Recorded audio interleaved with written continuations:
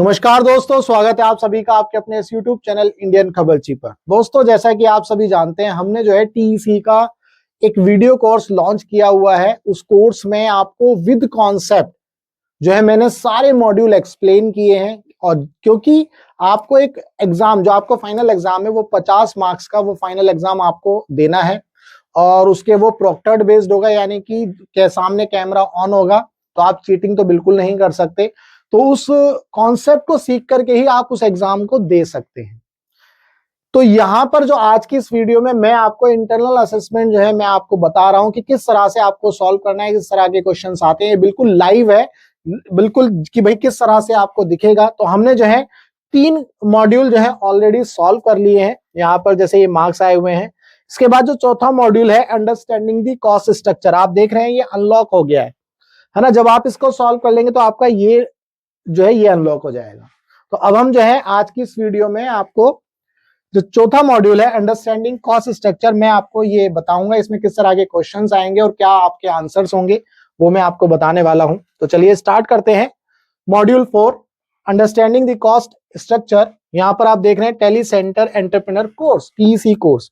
Start करेंगे exam को। तो यहां पर आप देख रहे हैं 60 मिनट का आपका ये एग्जाम है और इसमें 9 या 10 क्वेश्चन आपको मिलेंगे।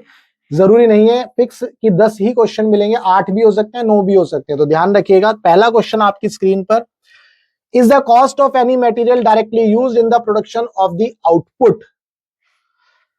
वो कौन सा कॉस्ट है जो हम cost of any material directly used in the production of output. आप मान लो कोई सामान बना रहे हो, तो सामान बनाने के लिए आपको मटेरियल चाहिए। तो जो मटेरियल की कॉस्ट है that is called direct material cost, is the cost of any material directly used in the production of output. तो आप जो फाइनल प्रोडक्ट बना रहे हैं उसके लिए आपको रॉ मटेरियल चाहिए। तो रॉ मटेरियल का जो बेसिकली कॉस्ट है that is called direct material cost.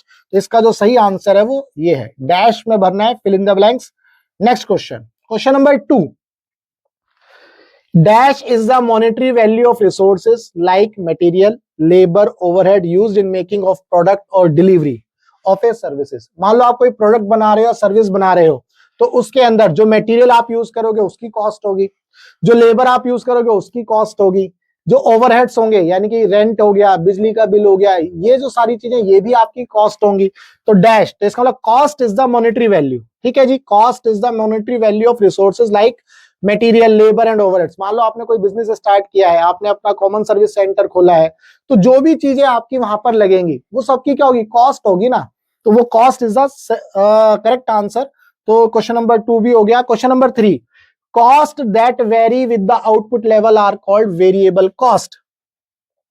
ठीक है जी, ये तो आंसर लिखा ही है और यहां पर भी आंसर यही है, cost that vary with the output level are called variable cost.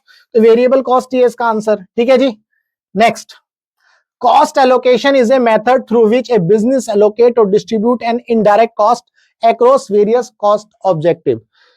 Basically जो कॉस्ट एलोकेशन होता है वो आपका वेरिएबल कॉस्ट के लिए होता है, क्योंकि जो वेरिएबल कॉस्ट होती हैं, जो इनडायरेक्ट कॉस्ट होती हैं, वो इनडायरेक्ट कॉस्ट आपको पता नहीं होती। जैसे कि मान लो आप कोई प्रोडक्ट बना रहे हो किसी मशीन पर, उस मशीन में ऑयलिंग आप करते हो, तो कितना ऑयल लग रहा है, आप कॉटन यूज कर रहे हो, कपड़ा यूज कर रहे हो, तो वो डायरेक्टली जो है आपके प्रोडक्ट को हेल्प नहीं कर रहा है, आपके प्रोडक्ट का पार्ट नहीं है वो, लेकिन वो इनडायरेक्टली आपके प्रोडक्ट को बनाने में मदद कर रहा है। तो वो कॉस्ट एलोकेशन बहुत जरूरी है। तो cost allocation basically indirect cost के लिए यूज होता है ना। Cost allocation is a method through which A business allocates और डिस्ट्रीब्यूट एन इनडायरेक्ट कॉस्ट। तो बिल्कुल सही है, ये इनडायरेक्ट कॉस्ट के लिए होगा। Direct versus indirect cost are based their association with different cost objects. Cost objects के बेसिस पर ही हम जो है बताते हैं कि डायरेक्ट कॉस्ट कौन सी है और इनडायरेक्ट कॉस्ट कौन सी है। कॉस्ट ऑब्जेक्ट का मतलब है, मान लो आपने मान लो कॉमन सर्विस सेंटर खोला है, तो मान लो आपने रेंट पर दुकान ली, तो रेंट आपका कॉस्ट ऑब्जेक्ट हो गया। ठीक है, आपने प्रिंटर लगाया, प्रिंटर आपका कॉस्ट ऑब्जेक्ट हो गया। प्रिंटर के अंदर आप पेपर लगाओगे, वो भी आपका कॉस्ट ऑब्जेक्ट हो गया। आपने कंप्यूटर लिया है, वो भी आपका कॉस्ट ऑब्जेक्ट हो गया। समझ गए? तो जिस भी चीज की कॉस्ट है that is called cost object. तो चाहे वो डायरेक्ट हो या इनडायरेक्ट हो, वो दोनों जो है कॉस्ट ऑब्जेक्ट के बेसिस पर ही एसोसिएट हैं या उसी के बेसिस पर डिसाइड किए गए हैं। तो बिल्कुल सही है। Next, cost include salary, bonus, insurance, pension, benefit. यहां आप देख सकते हो सैलरी किसको मिलती है, लेबर को, बोनस किसको मिलता है, लेबर को, इंश्योरेंस किसको मिलता है, लेबर को, पेंशन किसको मिलेगा, लेबर को, अर्न लीव किसको मिलेगी, लेबर को। तो इसका मतलब ये किससे रिलेटेड है, आप देख सकते हो सरप्लस, ये तो मटेरियल से रिलेटेड है, ये नहीं होगा। डायरेक्ट मटेरियल कॉस्ट, ये भी नहीं होगा। अनएक्सपायर्ड कॉस्ट, ये भी नहीं होगा। अनएक्सपायर्ड कॉस्ट का मतलब है आपने कोई मटेरियल यूज कर लिया, अब उसकी जो कॉस्ट है वो बेनिफिट जो है ले लिया, that is called unexpired cost. तो यहां पर direct labour cost is the correct answer. Question number 7 is the key determinants of the cost of goods sold which appears on the profit and loss statement। Profit and loss statement पर कौन सा cost है the key determinant of the cost of goods sold, जो आपने product बेचा है तो वो प्रोडक्ट का कॉस्ट हुआ बेसिकली, तो product cost is the correct answer. Question number 8 retail companies like Reliance Fresh, D Mart, Big Bazaar have dash to a dash degree of conversion. Degree of conversion का मतलब है आप किसी रॉ मटेरियल को final product में जब बेचते हैं, आपके पास रॉ मटेरियल आया, फाइनल प्रोडक्ट कुछ और होता है ना, रॉ मटेरियल और फाइनल प्रोडक्ट में चेंज होता है, तो इसे बोलते हैं डिग्री ऑफ कन्वर्जन। जैसे आप मान लो बाइक बनाने वाली कंपनी है होंडा या पल्सर, बजाज, अब वो ऐसा तो नहीं है उनकी जो रॉ मटेरियल वो बाइक ही थी, रॉ मटेरियल तो उनका टायर था, उनका इंजन था, है ना, हैंडल था, व्हील थे, बहुत सारे, जो ये सारे रॉ मटेरियल है, ये सारे रॉ मटेरियल को यूज करके उन्होंने एक फाइनल प्रोडक्ट बनाया बाइक, तो वहां पर डिग्री ऑफ कन्वर्जन बहुत ज्यादा है, ये ध्यान रखिएगा। लेकिन रिलायंस फ्रेश और डी मार्ट ये क्या करते हैं, मान लो फलों का टोकरा आया, वो क्या करेंगे, उस फल में जो खराब फल है हटा देंगे, उनके ऊपर जो है लेबलिंग कर देंगे, शाइनिंग कर देंगे, पैकिंग कर देंगे बढ़िया सी, तो उनका डिग्री ऑफ कन्वर्जन लो से मीडियम है, यहां पर आपको समझना है।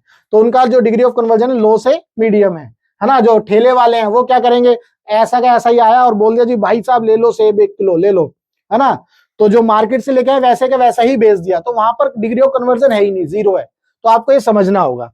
तो low to medium degree of conversion इनका है। क्वेश्चन नंबर 8 था। Question number 9 cost are those that have been completely consumed और the benefit from which have been received. ये मैं ऑलरेडी बता चुका हूं, वो कॉस्ट जिसका बेनिफिट हमने ऑलरेडी ले लिया है that is called expired cost. ठीक है जी, तो यहां पर क्वेश्चन नंबर 9, और यहां देख रहे हैं आप सबमिट एग्जाम, तो इसमें 9 क्वेश्चन थे, 10 नहीं थे, 9 क्वेश्चन थे। अब आप सबमिट कर देंगे, जैसे ही आप सबमिट कर देंगे आपका एग्जाम सबमिट हो गया है, घबराना नहीं है। लॉगिन पर जाएंगे, दोबारा से लॉगिन करेंगे और आप अपने मार्क्स देख सकते हैं। 4 असेसमेंट आपके कंप्लीट हो गए हैं, 4th असेसमेंट में 10 में से 8 नंबर आए हैं। ठीक है जी, तो ये भी मार्क्स जो है वेरी करते रहते हैं, ये मत सोचिएगा कि भाई यहाँ पर 9 क्यों नहीं आए, मैंने तो 9 के 9 सही किए थे, हो सकता है कहीं कुछ गड़बड़ हो गई हो। ठीक है, तो भरो, अब यहाँ लिखे हो 10 क्वेश्चन लिखे हैं, तुमसे पूछे जा रहे हैं 9, ये भी फिक्स तो नहीं है ना, तो सिस्टम में कहीं ना कहीं थोड़ा सा एरर है, उसे भूल जाना। हाँ, बस मुद्दे की बात ये कि आप पास कर गए हो, पास होना ही जरूरी था, टॉप नहीं करना है, पास होना है ना। तो यहाँ पर हमने 4 मॉड्यूल कंप्लीट कर लिए हैं। अंडरस्टैंडिंग द कॉस्ट स्ट्रक्चर ये भी कंप्लीट कर लिया है। नेक्स्ट मॉड्यूल में हम जो है क्या पढ़ेंगे जी, long term orientation. Long term orientation क्या है ये हम नेक्स्ट मॉड्यूल में पढ़ेंगे। एक और मुद्दे की बात आपको बता देता हूं, अगर आप जो है इन असेसमेंट का जो कॉन्सेप्ट समझना चाहते हो तो आप हमारा वीडियो कोर्स परचेज कर सकते हो हमारी वेबसाइट indiankhbarchi.com पर जाकर के। उस वीडियो कोर्स में मैंने सारे के सारे मॉड्यूल के कॉन्सेप्ट अच्छे से एक्सप्लेन किए हैं, क्या क्या कॉन्सेप्ट होता है, कैसे चीजों को यूज करते हैं। जब आप अपना कॉमन सर्विस सेंटर खोलेंगे तो आप उन चीजों को कैसे यूज करेंगे उस बिजनेस के अंदर, वो सारी चीजें जो है मैंने अच्छे से एक्सप्लेन करी हैं। तो उम्मीद करता हूं आपको आज की इस वीडियो में जो मॉड्यूल था कॉस्ट स्ट्रक्चर वाला, इसके सारे क्वेश्चन समझ में आए, कैसे करने ये भी आपको बता दिया। अब मिलेंगे हम जो है नेक्स्ट मॉड्यूल में identifying the not long term orientation वाले मॉड्यूल के क्वेश्चंस हम सॉल्व करेंगे। तो चलिए मिलेंगे हम अपनी नेक्स्ट वीडियो में, तब तक के लिए good bye, tata, take care, जय हिंद।